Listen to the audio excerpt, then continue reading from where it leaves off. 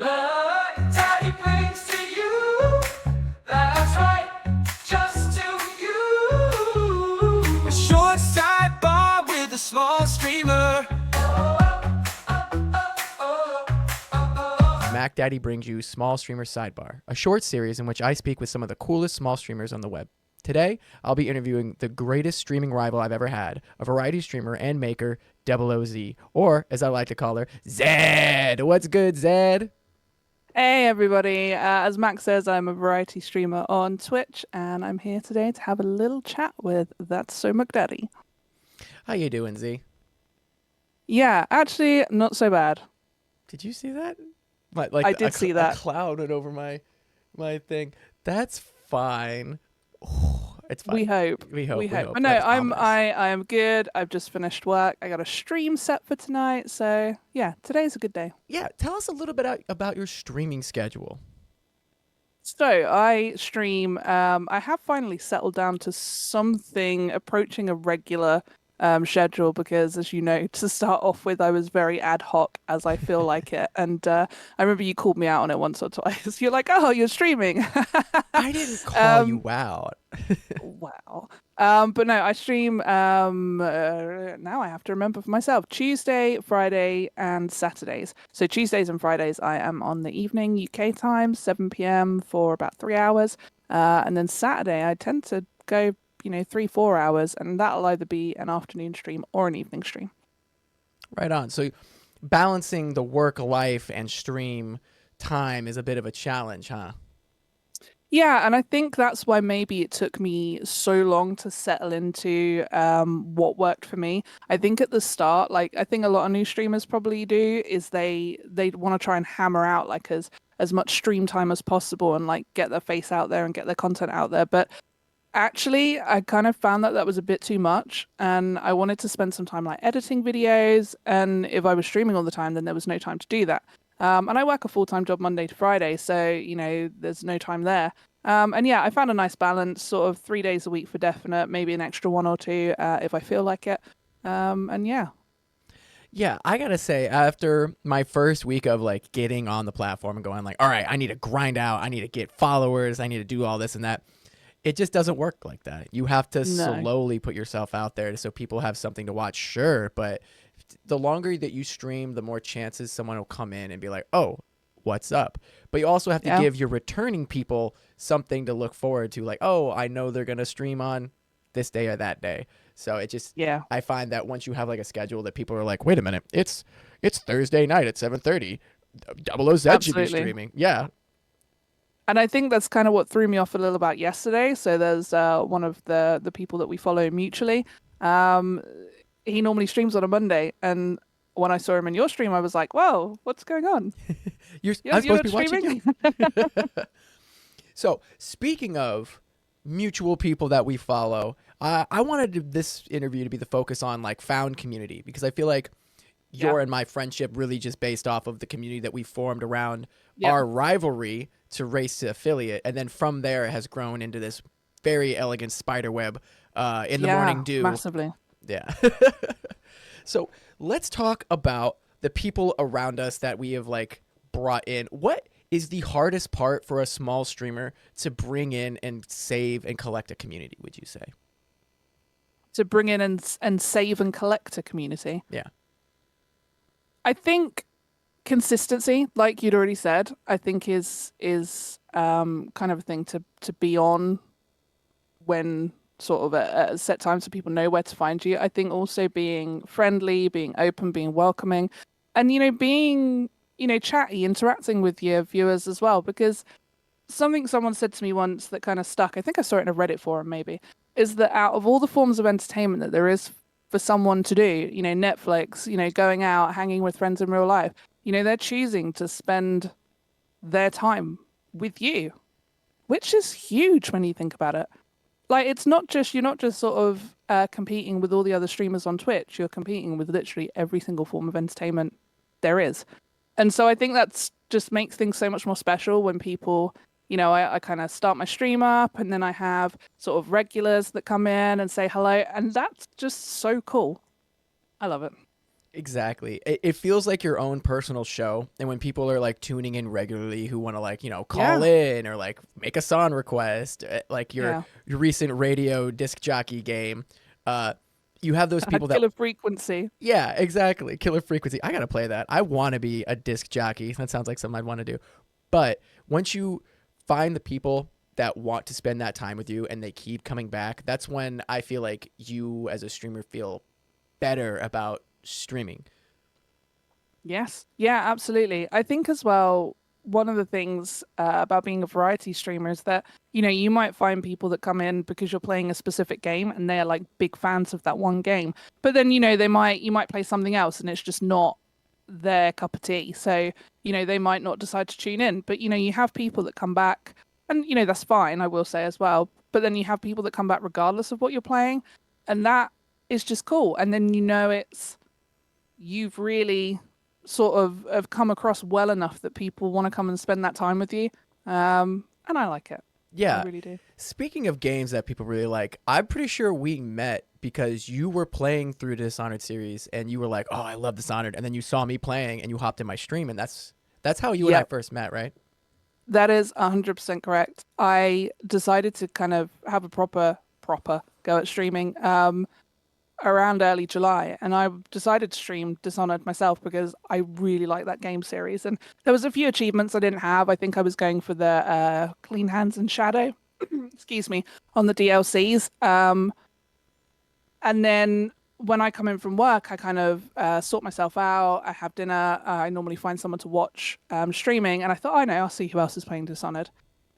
Enter That's So MacDaddy, and yeah, I think it was just from there. I think afterwards you saw that I was streaming and you popped in and said hello. And then from there, I think the timings just at the start worked out really well in that you would stream in my downtime before my stream. And so I would have that chance to pop in and say hello. And then from there, you went off and met people. I met people, we shared people. It grew. I believe that is exactly how it worked. Yeah. We were just kind of like, "Oh, hey, this is the moment. This is the time." And then it just kind of naturally happened. We were like, "What you playing?" And I was like, "Oh, Yeah. I'm doing really bad at this." And I'm pretty sure I was getting my absolute butt handed to me on a Dunwall silver platter when you came in. You were like, "You could do this." And I was like, "No, I can't do that." Does it? I go, "Oh shit, I can do that." And I think that's the moment where I realized chat is a very incredible, not always reliable resource. There was so many times I think playing Dishonored where there were people that come in that were like super passionate about that game, and even I've played it multiple times, but like there were people that just knew so much about the game, and I learned like so much just from streaming it and interacting and chatting with people. It was incredible. Similarly with Hollow Knight as well, the following around Hollow Knight is massive, and people are so passionate about that game. It really did kind of bring, because I'm like a, I know we joked about your I don't read, shut the book kind of Yeah. kind of thing, but I'm maybe not quite as bad as that, but I don't really tend to read in-depth lore stuff to do with the game all that much. But these people, they were giving me tips, they were giving me tricks, they were telling me the background story of a character, and it kind of adds another dimension to the game, which is very different. Yeah, when you have people who have done a different path and they come and tell you about their path, or they say, "Hey, they Yeah, give you more options that you didn't see," you're like, yeah. "I didn't realize how big this game was." And I think that was my problem when I first played Dishonored is I didn't realize how many differing paths you could take to get to the same end. Mm-hmm. Mm-hmm. And I when you think they yeah, say at the start, play your way. they do. They go, "Look, there's every way you can go. You can fuck it up here, you can fuck it up here, and you can still be really good." I mean, it's literally they open the map to you and say, "Here's a teleportation thing. Go nuts, kid." Yeah, it's easily one of my favorite games. Oh yeah, I didn't realize how much of a spiritual successor it would have been to the BioShock series, but I probably would have started streaming Dishonored if I had known how much fun it was when it first came out. But that's neither here or there. So let's start talking about what made you first want to start streaming. It couldn't have been Oh, Dishonored. it was No, it was actually a friend who was facing redundancy, and we joked, and I'd kind of said to him, well, what will your plans be if the worst has happened? He joked, he said, oh, maybe I'll become a streamer and like a content creator. And so I kind of said, actually, I said, maybe we should just do that anyway. We played a lot of co-op games together. We had banter, and I thought, maybe it might be something that people would like watching. Anyway, he decided that wasn't something he wanted to do, and then I thought, I'm gonna start recording our gameplay. I'm gonna make TikTok videos. So I'd done that, and then I decided to start trying to stream Call of Duty. That didn't go super well. I kind of it petered out. And then I decided I wanted to give it another go, but maybe with games. I don't know. I think maybe I was trying too hard at the start to stream like a popular game and to get into it, and I'm not that good at that game, so I definitely did not stand out amongst like the thousands of people streaming it at all. I did meet some new people while I was doing that though, which they were very cool people. But it was actually for my birthday. I done my kind of first, what I like to think of as my first proper stream. And I came in, I think I was about 30 something followers. Most of them had been like for likes. And I sat down and I played Dishonored for 5 hours, and I had a fantastic time. I had multiple people coming in and chatting. Some of them still follow and pop in from time to time even now. So yeah, and the rest is history. And the rest is history. And that's what brings us here today with this interview between us after we both raced to affiliate status. Yes. That was fun. Yes. I can't believe how close of a race that was. I mean, congratulations to you. Congratulations to you as well. You've also made it. Yeah, I know you really overtook and just you got there. It was so cool. It was so close. What are you talking about? We were both missing. Yeah, I mean, there was one a day or two in it. But it just was like watching you grow. Every time I'd come into your stream, I'd be like, oh, you're getting closer. You're up in the 40 followers now. And then you'd come into my stream, it would be like the same thing. Mm-hmm. It was good. It was a fun rivalry. Not to mention that every time we jumped into each other's stream, there was usually something that we had added to the channel or made our stream a little bit better somehow. Yeah. And then us both figuring out Twitch alerts. Oh, God. Yes. Oh my God, yeah, that was very interesting, and it was like, oh yeah, I really like your pause screen, and oh, you've added some panel headers, and yeah, it was all things like that. It was fun. The amount of ideas that I probably stole from you is probably criminal. To be 100% fair. It's fine. Everyone takes inspiration from somewhere. Exactly. I was inspired. What is it? A good artist steals.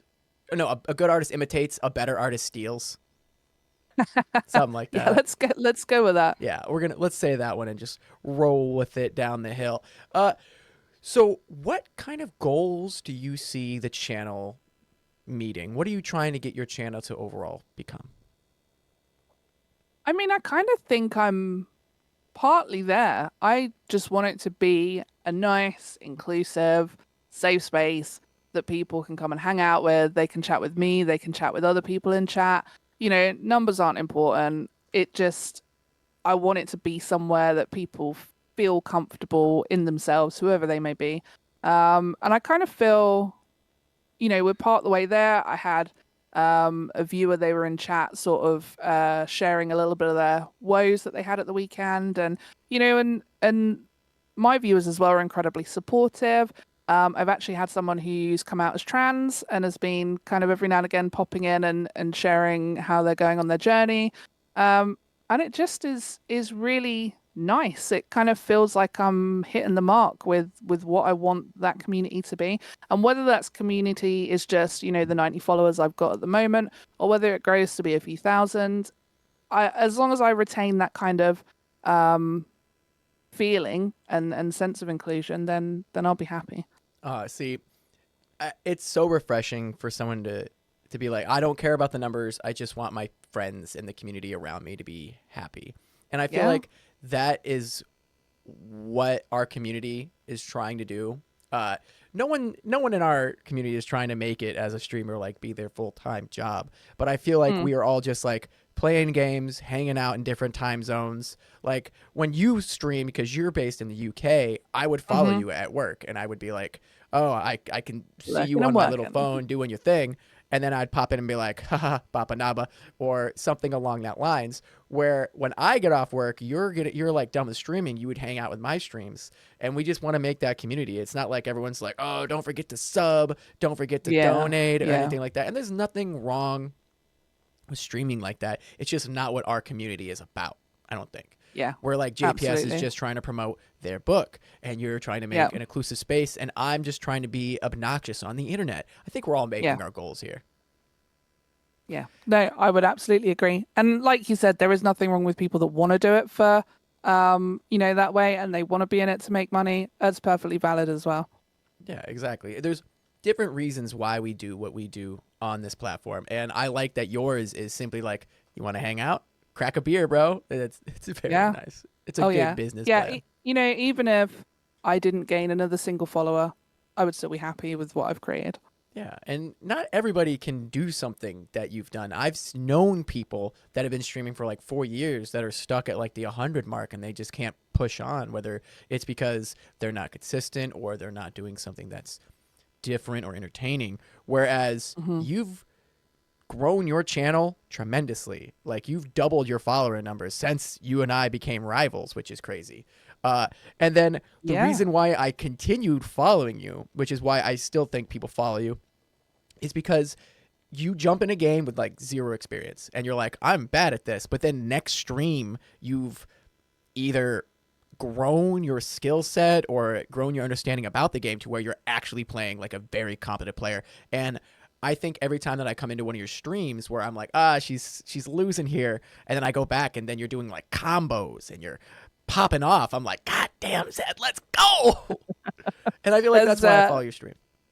That's really kind to say so. I think I'm bad, then I'm less bad, and then I'm not that bad, and then it's a bit more of a progression than I think you're letting on. But Hollow Knight was like a learning curve. That game, oh my God, it was recommended to me by a few people, and they were like, yeah, it's hard. And I'm like, watched a few people streaming it. I'm like, it can't be that hard. Like, this person's doing fine. It's making it look, it's easy.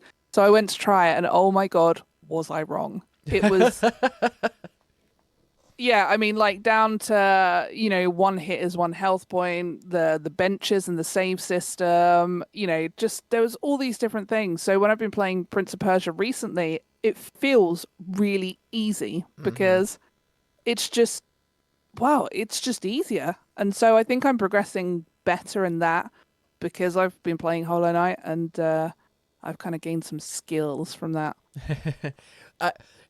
I always find that whenever I speak with another streamer, that their skill in games to like comprehend what the game loop mechanic is, to isolate that down to like a most optimal means, is something that you pick up as a streamer, because no one wants to see you fail badly.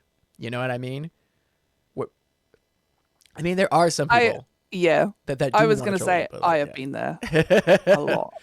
Yeah. I mean, the first couple of times you feel like when you die in a stupid reason, you're just like, what am I doing with myself? But when you get good and you can start recognizing, oh, I didn't do this, that's why this happened. And it's just those small adjustments that really like tune you into the game. It's, as a streamer, you pick that skill up. You know what I mean? And absolutely. And I've seen you do it a lot, and I'm like, damn, I need to get better at games. It does make me laugh though, because you have a tag on your stream, I think, that says bad at games.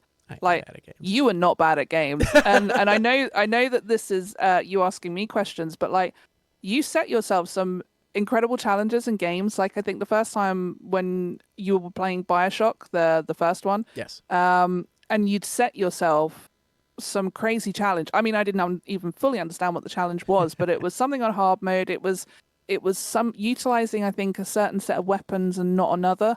And then like when you done Fallout and you decided to go fists only, and then now you're playing Cyberpunk and you're again doing fists only. Like, how can you be bad at games and do that? See, that's incredible. The beauty of it is these games have save systems. So sometimes you do a little scum saving, but I think, because I don't think that's why. I don't think that's the problem. And I never analyze a situation before I go into it. You know my slogan, don't think, just do. Yes. So giving myself a challenge to where I have to pause, look at this and go, am I going to die? Maybe. Just like go through my flowchart, like maybe? No? All right, go in. Yes? Go in different direction? No? You're like, it's just like a very simple flow state that I put myself in to go like, am I going to die here? It's like hazard analysis. That's what it really is. I've developed hazard I think maybe analysis. that's my problem. Maybe I overthink and you don't think, and then yeah, maybe I need to think less. Yeah, a little less thinking, a little more doing is always and apparently in Elvis's opinion as well, a little less conversation, a little more action, baby. Uh-huh. Yep. I'm Yep. gonna apply that to my next stream. I hope you do, and I'm gonna come in and go, and I'm gonna drop that quote, and then I'm gonna find a way to like get that song on your stream somehow.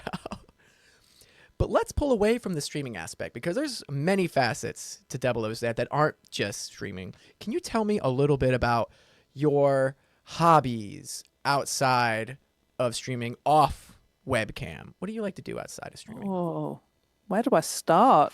What do I like to do outside of streaming? I think it's often joked that one of my hobbies is probably actually collecting hobbies. And I just think I have an overactive brain, and I see something cool and I'm like, oh, I want to try that. I want to learn how to make that. I need to do that. So I have tried in the past, like jewelry making, bookbinding, leatherworking. I've been doing leatherworking for about 7 years now. I decided 3 years ago to pick up the violin and learn the violin. I have materials for making stained glass items. I've got a laser engraver. I've got a vinyl sticker cutter. I kind of tinker around with like video editing, making my own graphics. Yeah. Oh, and I'm trying to write a book as well. That's of right. which I am 25,000 words into. So don't ask me to describe anything about it because I don't have it down as smooth as JPS does. Like he has got his whole book thing down, but yeah, I would struggle if you asked me to explain what it's about. Look, JPS is a published author already. He Yes. has got it down to like an actual working like job to where he can do Yes. things like that. Look, the books you and I will eventually write once I get my mind on it. But the book you're gonna write, I am definitely very avid about reading. I want to see what you come up with. But what prompts an adult to just pick up the violin? I have never once in my adult life been like, you know what? I wanna do that. I think so. I'd always wanted to learn an instrument. And kind of in hindsight, you know, you have that sort of moment maybe when you're older and you look back and you say, actually, I don't think my parents had a whole lot of money growing up, and so it was never really an opportunity for me. And I really enjoy orchestral music, you know, some classical, but I really like film scores, you know, movie scores, TV scores, all that kind of stuff. You know, I've got like a whole Spotify playlist with a load of stuff, and I've been to see Hans Zimmer a few times, and yeah, it's just really cool. And I thought there was a particular piece from the remake of Far from the Maddening Crowd. It's by Craig Armstrong, and it's actually just called Opening, and it's just done, and it is beautiful, and I just really wanted to play it. And then I kind of had like this light bulb moment of, well, what's stopping me? Like, I'm literally in a place where I can afford to fund it. I have the time to do it. I obviously have the inclination to do it, so why not do it? And so I purchased a super cheap violin just to see if it was something that I could kind of come to terms with before I went ahead and booked lessons and stuff. And I thought, yeah, okay, I can get the hang of this. I couldn't read music before that point as well. I also learned to read music. Yeah, oh yeah, I really went like the whole hog with it, and I found a wonderful violin teacher. And yeah, I took lessons with her for 2.5 years. Jeez. Can you shred on the violin now? No. Well, I mean, I could, but it would sound horrendous. It really is one of those things. Like I found with a piano, you know, you press a key and it makes that sound, right? If But it's with a a tune, yeah. violin, your finger placement has to be so precise that, like, if you're slightly off, it's gonna, you know, sound flat. You know, there's no frets on it like a guitar, although you can get frets on an electric violin. So yeah, it really. And people say to me, "How do you remember how to put your fingers?" And they're like, "It's just muscle memory and Yeah. developing your ear." It was a really cool progression. So when I was growing up, I did have the opportunity through my school to learn how to play the violin. And then they gave Mhm. you the option like, oh, if you want to be in the school band, you got to buy your own, but there's the rental ones that you Mhm. can learn to play on kind Mhm. of deal. And I tried the violin, and I got to tell you, nah, big no. I It's could hard. not. It's hard. But Yeah. what I ended up picking up after that was the bass, the upright bass. Oh yeah. Yeah, because it's easy. You make sound, it go thum. Regardless if it's on key, it's still a thum. And then if you get everyone else playing, all they really want is the thum, thum, thum, thum, thum, thum. That's it. You can play Nice. 3 notes on an Nice. upright bass and be done. And then I switched over to a regular electrical Mhm. bass, and having the frets was life changing. And I didn't Yeah, realize I like bet.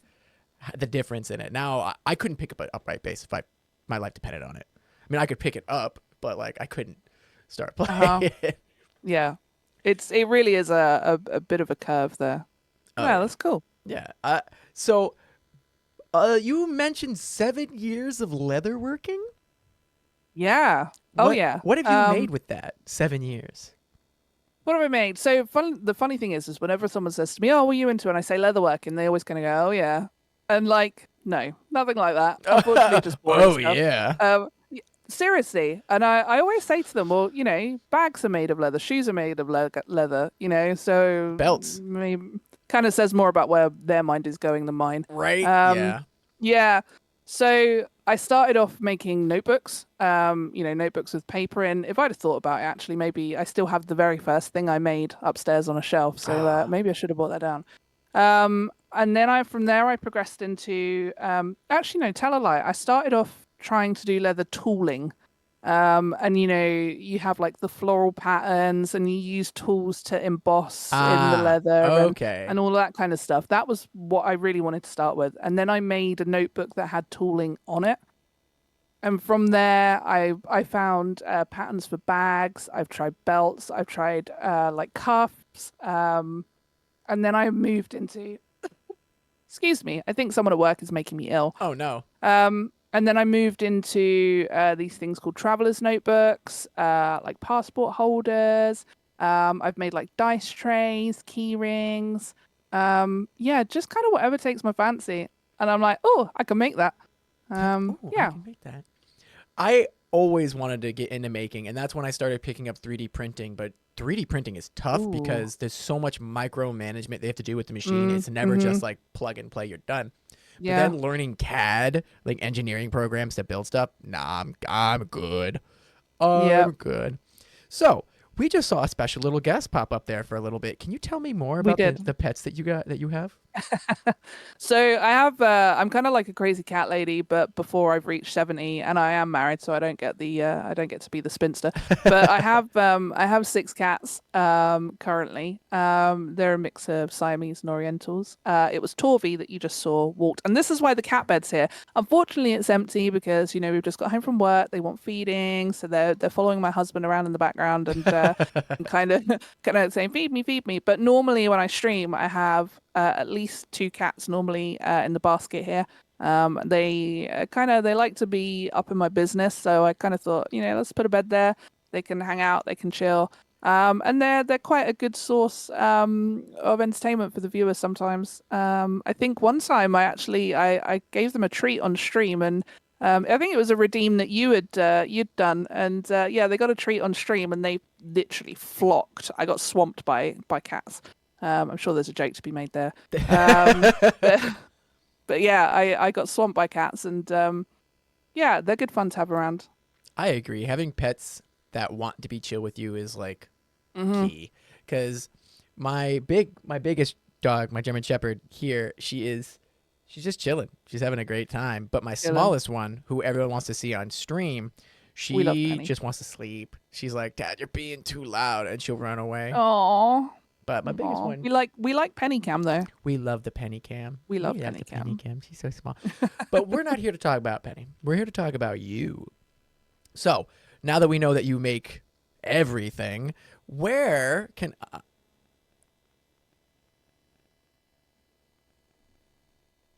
what? Oh What? my God, I'm streaming. I'm not recording. People are redeeming things. Oh Hi, no. hi, people. Hi everybody. I did not realize I did it again. I hit the stream button The funny and I thing didn't is, hit that. So that's crazy. Who's in this here this right is now? the second Oh my time we're god, it's doing this. Mufasa, it's Lucy, it's Lily, it's Okay, this is really funny. this is a person. Oh my goodness. I don't know if they realize we've been. That's funny. I feel bad. Well, I'm just gonna have to download the VOD now. We're doing it. Welcome in everybody. We're doing it. Hey, We're doing it. here I'll we just go. edit this Live, part out. live. Hopefully. Oh no, keep this in. This is funny. This is kind of funny. No, This is funny. this is funny. This is the life of me. This is not the first time I've done this either. I think I've done this like 6 times. And this is the second time we might as well get it all out there now. This is the second time we're recording this. Yeah, this is the second time because I fucked up the audio on the first one. And then in JPS's interview, I also streamed it for about 20 seconds before I realized I was like, oh no. Well, welcome in everybody. This is the personalized interview that you guys are getting the front row seat, and the video will be out later this week. Yay! Honestly, your face when you were just like you kind of went, and I was like, "What's going on? Like, what? Hello?" And you were like, I'm streaming." This is not. I hate myself sometimes. We are a bunch of goofballs loose. Anyway, I'm not going to It's pay attention funny. to the chat. Sorry, guys. I don't know how to turn down my redeems. Let him run. Let him run. Fuck it. Redeem everything, guys. Redeem Redeem all it, the yeah. redeems. We're gonna have this one released as a fun one. Anyway, I'll still have to edit certain things out. But let's continue on with my line of questioning, and then we'll stop streaming. Oh my goodness. This is amazing. This is something, all right. All right, Z. Now that we've talked about your cats, we've learned that I am awful at doing everything with content creating. Can you tell me one thing that you want to add to your channel that if you had the money, the resources, and the time, what would it be? One thing that I want to add. Okay, it's maybe not. This is the first thing that's coming to my head, but I think I would really like one of those like volume slider things to sit on the desk because my audio sometimes is so out of whack. I think I mentioned earlier that like my Prince of Persia stream, like the game sounds for that was just like non-existent, and it'd be nice just to be able to be like whoop whoop. I mean, there's like, all right, I'm not here to promote items, but you can get cheap audio mixers specifically for what we do for like $30. Like, what is that? Like I know. £20? It's not a lot. It's not, no. And it looks really cool on the desk. You can set a lot. You can set all the colors and stuff like that. Mine's purple because, the aesthetic. Yeah. Yeah. Yeah, that was literally the first thing that came to my head. I think I also want to add maybe more viewer rewards in there. There's a few ideas that I've had, and it's just like kind of getting the time to sit down and go through them. I really want a Barpanaba one. Barpanaba.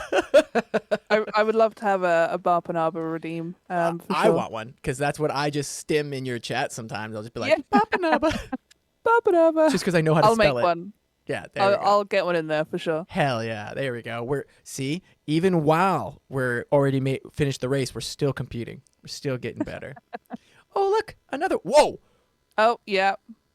Wow. Yep. And cats are cool, man. I don't know. Dogs just don't be doing that, but they snuggly. They're just snuggly babies. They are snuggly. So let's continue on the questions. There's going to be a lot of editing that I'm going to have to do to get this bad boy officially released, but I hope you guys at home are enjoying this. If there is one game you're dying to play, what would it be, and who would it be with? You could do a co-op if you want to. I really want to play Little Nightmares 3 that should be coming out next year at some point.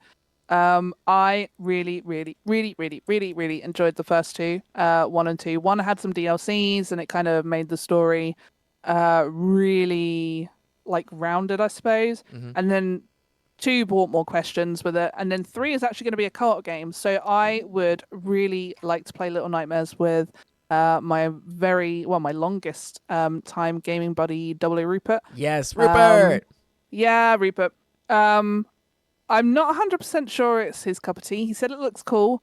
We're going to see when it's released what I can tempt him into doing. So, yeah, we will see.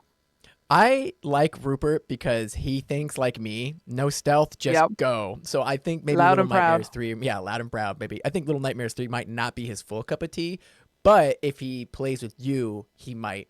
I saw you guys playing Dix, I want to say. Yes. But then I Yeah, also saw like him. the goblin. Yeah, the Goblin game. I saw him not stealthing at all. He would just go like, and then he would be like, no. Yep. Who else do I know like that? I wonder. Huh, that's a Jindosh's mansion, anyone? yeah. Dash's mansion in under 10 minutes. Oh, Anybody? Okay, allow me to regale. Seeing as we have a live audience, do I have a may live as well audience now, yeah. regale chat with the story. It was Dishonored 2. Mac was playing. Mac came to the level Jindosh's mansion. So the objective here is to get into the mansion. You have to save Sokolov. Here, you have to literally carry him out. You have to put him in the carriage outside, and then you have to go back in and you have to either incapacitate or eliminate Jindosh. There's like clockwork soldiers, there are regular guards, there's some civilian people there, there's obviously Jindosh himself, and the whole house, given the name Clockwork Mansion, moves. You can pull various levers and stuff like that to enable different parts of the house to move. I shit you not, Mac ran in there, he saw Jindosh through the tunnel, anyone who's played the game, the tunnel at the start, he then ran around the house in about 2 minutes flat. He got to Jindosh, and all the while behind him, he has like kind of 5 clockwork soldiers that he's picked up along the way that are just clattering around. He's pulling levers, he's jumping through gaps, he's like climbing through, he's running face first into more clockwork soldiers. Eventually, he gets to Jindosh, he kills Jindosh, he gets out the door, and I say, Mac, you might need to check your objectives and see what's going on. He checks the objectives. He's forgotten Sokolov. Back in he goes. Back downstairs, picks up Sokolov, gets out to the entrance again, and sort of clockwork soldiers are there, and he's like, shit, where do I go? He picks Sokolov up again. He runs in the opposite direction, even though the doorway was about 10 feet behind him. And I'm like, no, Matt, back the other way. And he got there, and it was the most chaotic. It was the quickest. It was insane. It was definitely not optimized gameplay. Let me tell you what, folks. If I don't read objectives, so I saw that the guy needed to die, and I was like, "Oh, this is easy, cake. I don't even have to fight these guys." Lo and behold, that took me a while though. See, the caveat to that is, I think I did that level like 5 or 6 times because I don't know. I don't think it took you that long. Maybe 2 or 3. But it was on the go that you nailed it. That was. It was quick. It was chaotic. I mean, it was, well, that's so MacDaddy. Well, hey, this turned out to be a Zed interview that turned into a MacDaddy playing bad at games. Just throw everything in. Last question that I wanted to ask before we end stream and stop recording, I guess, is what do you see yourself doing because of your streaming? Does that make sense? What do I see myself doing? Yeah, because of my streaming. I think it's made me talk to strangers a bit easier. I'm not really that much of a people-y person. Despite being a manager in my day job and despite streaming and literally talking to you and knowing that there's a live audience, I'm not normally that much of a people person, but I think from doing this and from streaming, it has made that easier for me. I don't have the kind of awkward thing when someone new comes into chat and I'm like, hi, it's just, I'm a bit freer talking, which is, yeah, definitely because of streaming. Well, I'm glad that out of something you were able to get a new talent, a new skill from doing something that most people would consider not easy. It's like public speaking, but the beauty of it is you have anonymity between you and your chatters. Like, look at the chat now. There are people that you don't know that are looking right at you having this interview with us. But that, I think, is, something that when you stream, you kind of have to pretty quickly get used to the idea that that's going to happen. There was a while where I thought, oh, God, I'm going to be putting my face on the internet and people are going to be there. And, people on the internet can be judgy and horrible and all this stuff. But actually, I've had 0 problems with that. I've met nothing but nice. I think the worst thing that I've had is maybe someone throwing a spoiler out for a game, which was sort of half a spoiler. Like, literally, everyone that I've met has just been lovely. So. Exactly. And even though, like, sometimes it's not even they mean to do a spoiler. It's like, oh, once you get to this part, you can do this. And you're like, I didn't know I could get to that part. And then they Yeah. go, oh, Oh, yeah. my bad. And you're like, don't worry about it. I mean, I'm chill. I'm chill with most of the stuff. Like backseating is fine. I miss quite a lot of stuff. So, if you want to shout something out, I normally just say to people, give me some cryptic clues. Oh, yeah, And cryptic like clues. Vesper is amazing at doing that. Vesper like, will she's so good. Vesper will tell you Oh. something like 6 hours before it even pops up, and then they'll be like, Yeah. "I told you," and you're like, "When?" And then you have to Yeah. actually go through the chat, and you're like, evidence of my not reading it and not maintaining. Yeah, retaining that she's amazing. information. She's really awesome, and I kind of like that because I like the interaction with people who love the game. And I'm playing it for the first time. It's really cool, as I mentioned earlier, to see like another level of that. I agree. Seeing like everyone else's take on certain things, especially people who are good at games, when they're like, "Hey, you could do Yes. this like easier," and you're like, "Could I?" And then you do, and you're like, Yeah. "Damn, that's gonna be burned into my memory for a while now." Yep. Oh yeah. Yep. Well, I think that is a solid end to our interview. And with this time and with the amount of editing that I'm going to have to do, go ahead and give us all your plugs. Tell the people what they want to know. So you can find me on Twitch, obviously under OUT. It's everything spelled out OUTZEE. I stream on Tuesdays, Fridays, and Saturdays. I also have a TikTok account under the same name where I post some shorts and some funny things in the game. Recently, it's been me being jump scared quite a lot because I streamed a lot of spooky games for October. And then more recently, I've actually did set myself up a YouTube channel again under the same name, OUTZEE, and I'm going to aim to maybe put some more like long form stuff on there for completed games. Perfect. Well, Zeb, thank you so much for being on stream with me today, for being a part of this interview. I will do a little bit of No editing. worries. Hopefully.